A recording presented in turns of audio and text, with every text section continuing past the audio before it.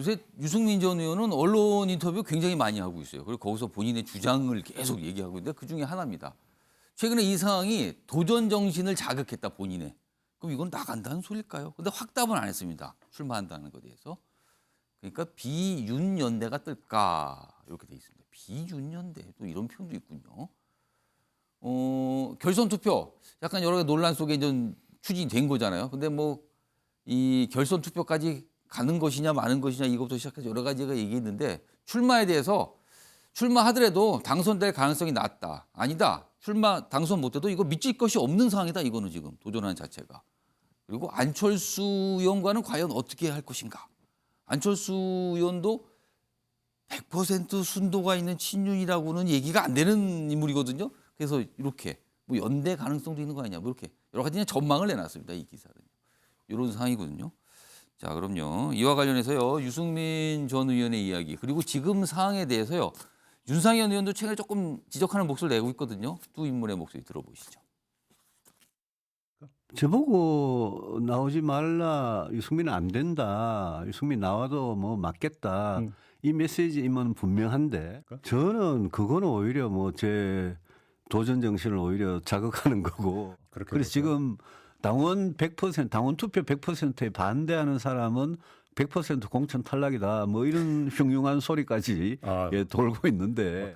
그런데 자꾸 자기가 뭔가 윤심에 의해서 피해받느냐 연출을 하거든요. 유승민 의원이 그 프레임을 만들었어요.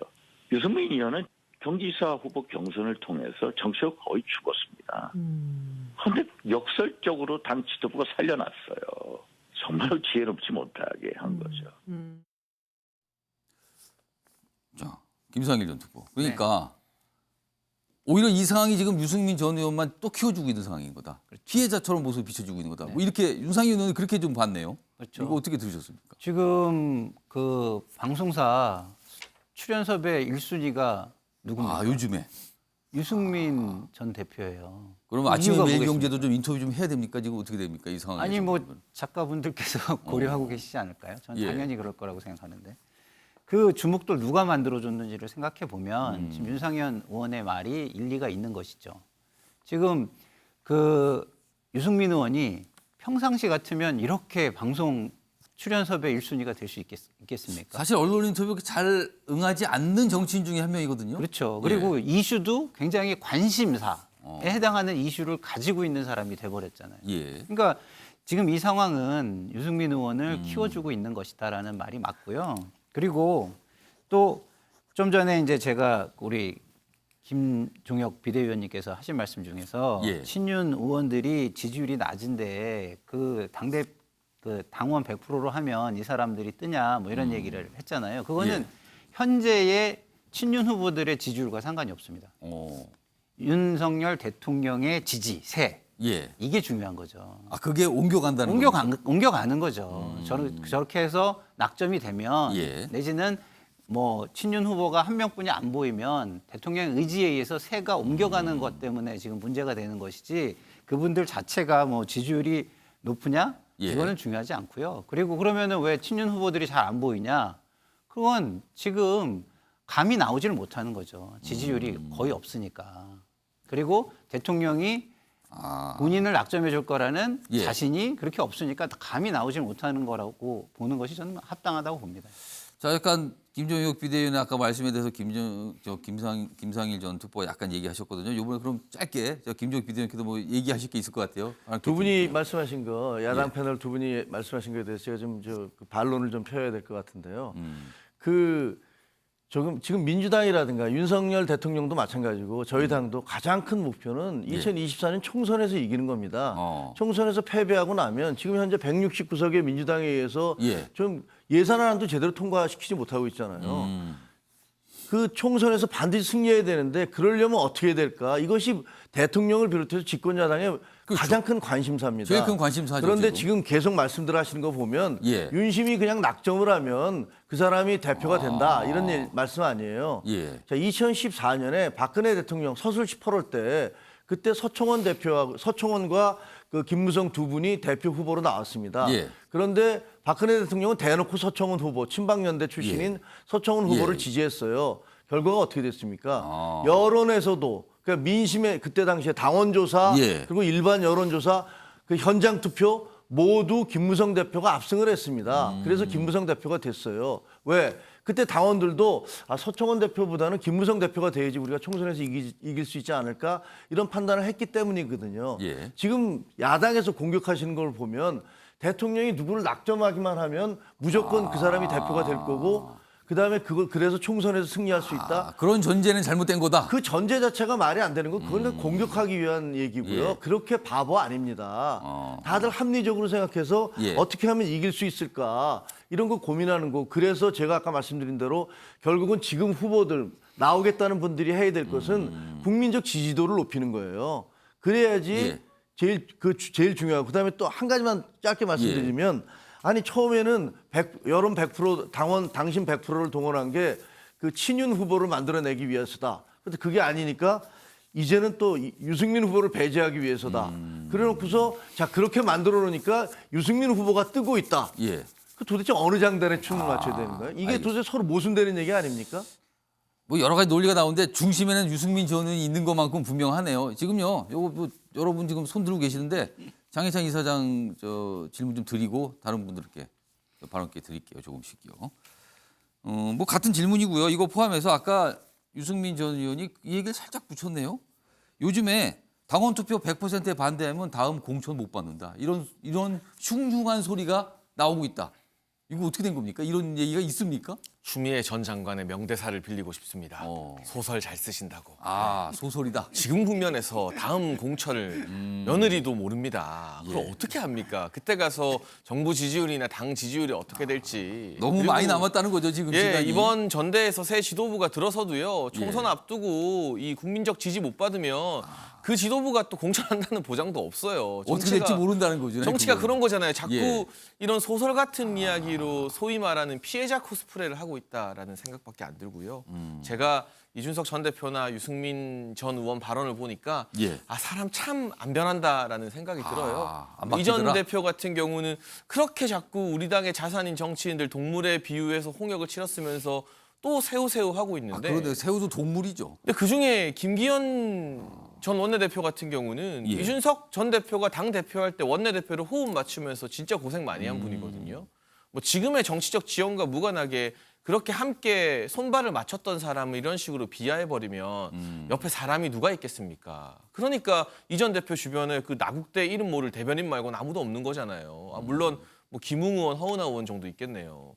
아니, 전직 당대표를 했는데 따르는 의원이 5명도 없는 게 말이 됩니까? 예. 여기에 대해서 본인의 성찰이 필요하다, 변화가 필요하다라는 정말 애정어린 충고를 좀 다시 한번 드리고 싶고 예. 유승민 전 의원도 박근혜 전 대통령 때 원내대표 연설하고 그때부터 박근혜 청와대와 마찰 빚었잖아요. 그렇습니다. 근데 박근혜 전 대통령이 어쨌든 탄핵이라는 정치적 실패를 겪었는데 그 이후에 보수 진영이 이른바 무주공산일 때 예. 왜 보수 정당 당원과 지지자들이 유승민 전 대표를 대안으로 여기지 않았겠어요. 그러니까 지금 또 고민하셔야 될 게 윤석열 정부 지지율이 최근 상승세입니다만 예. 서로 어려워진다 하더라도 보수 당원들이 유승민 전 대표를 대안으로 생각 안 합니다. 그건 이미 박근혜 전 대통령의 실패 이후에 한번 검증이 됐어요. 예.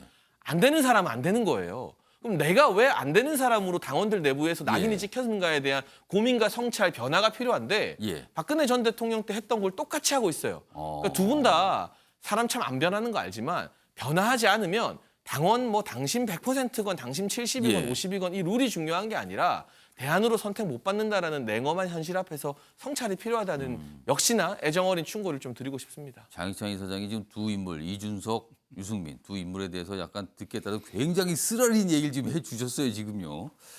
자 이번에 김광수 소장님 뭐 발언께 드릴게요. 예. 100% 당원 투표가 왜 친윤 후보에게 유리한지를 말씀을 좀 드리고 싶어서. 예. 예.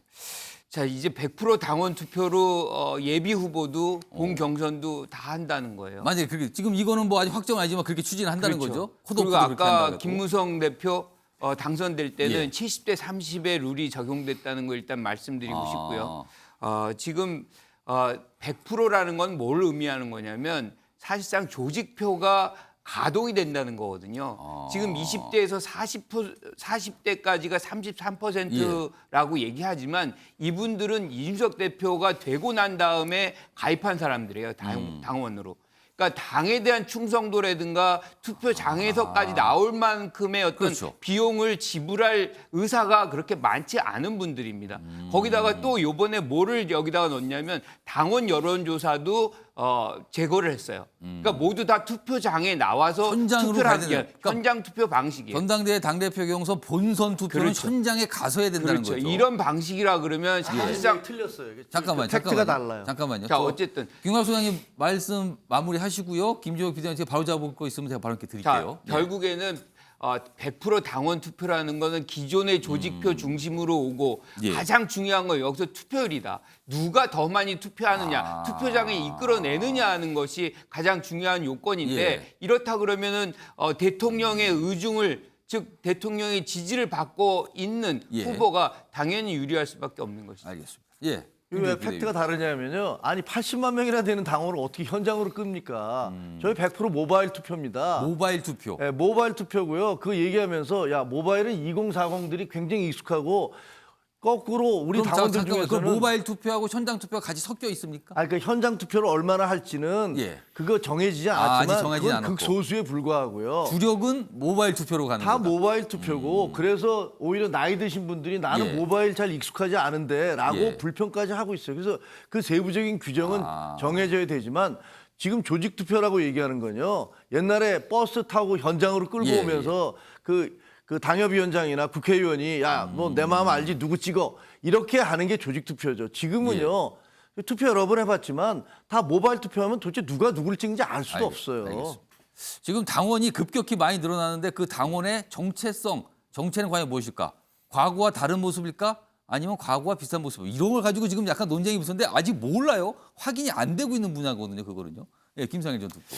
제가 지금 이걸 보면서 참 답답한 거는 제가 아무리 야당이지만 예. 예? 뭐 여당이 잘 못 되라고 이걸 그러기 위해서 이런 이야기를 한다라고 말씀을 하시는 거에 대해서는 답답해요. 저는 진짜 솔직히 여든 야든 정치권이 잘 됐으면 좋겠고 잘했으면 예. 좋겠어서 그런 이야기를 하는 거거든요. 자, 국민의힘의 역사를 보세요. 2004년에 7대3으로 바꾼 이유가 있습니다. 예. 너무 당이 똘똘 뭉쳐서 자기 안에만 매몰되면 국민의 민심을 얻을 수 없다 이렇게 생각했기 때문에 7대3으로 바꾼 거예요. 정당을 개방을 해서 대중적으로 변모시키기 위해서 개혁을 한 겁니다. 이게 좀 18년 전이군요. 근데 그 역사를 예. 잊은 거예요 지금. 그리고 자기 역사를 지금 부인하고 있는 거예요. 자, 저는 이걸 이렇게 말씀을 드리고 싶습니다. 당의 제도나 이런 건 누구에게 유리한 게 환경에 따라 달라요. 자, 정권 초에는 당연히 대통령에게 힘이 실리기 예. 때문에 대통령의 뜻에 따라서 움직이는 표가 더 많아집니다. 지금 정권 초거든요. 예. 그럼 당원들 입장에서도 앞으로 4년이나 남았는데 대통령을 지금 무시할 수 있느냐, 대통령을 못 되게 하면 우리가 잘 되겠냐 이런 게 있는 거예요. 그러면 다음 대선이 다가올 때는 어떠냐? 예. 그렇지 않아요. 또 다음 대선 주자를 당선시킬 사람을 위해서 우리가 뽑아야 되기 때문에 제도를 어떻게 해야 되느냐라는 전략적 사고를 합니다. 지금 당원과 국민의 수준이 굉장히 높다는 거를 국민의힘이 좀 자각을 해야 돼요. 예. 지금 굉장한 논쟁이 벌어지고 있는데 이미 뭐 정해졌습니다. 오늘 마무리됩니다. 지금요. 당원 100% 투표로 가기로 정해졌고요. 그리고 여기에 더해서 컷오프 역시 그쪽 방향으로 간다. 오늘 보도가 되고 있거든요. 이거에 대해서 아마 당에서 어느 정도 확인 설명이 좀 있을 것 같습니다. 기다려보도록 하겠습니다.